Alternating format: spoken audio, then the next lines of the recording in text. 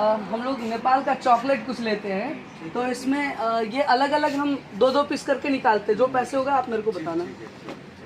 वैसे ये है कैसे? ये 5 का तो 5 का 4 टू, तो हम इसको 4 लेंगे। सब चॉकलेट ले लीजिए। कोई वो है हाजमोला भी है।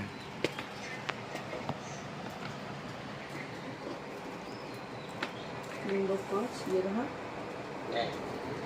इसके बाद ये वाला हाजमोला ले लीजिए। कच्चा मैंगो है वो, हाजमोला है।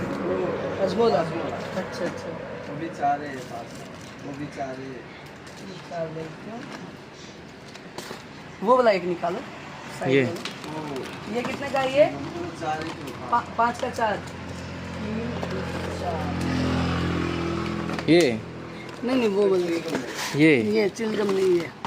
वो भी 4 है। अच्छा ये भी चिलगम है। वो नहीं इमली है।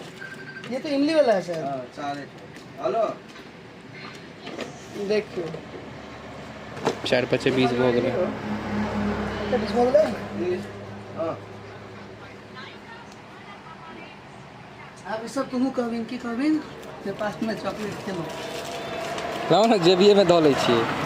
ले रुक जाओ, जे में कहब ओहि में यहाँ डालो, एहिमे डालू। आराम से रास्ता में खाइत चलो।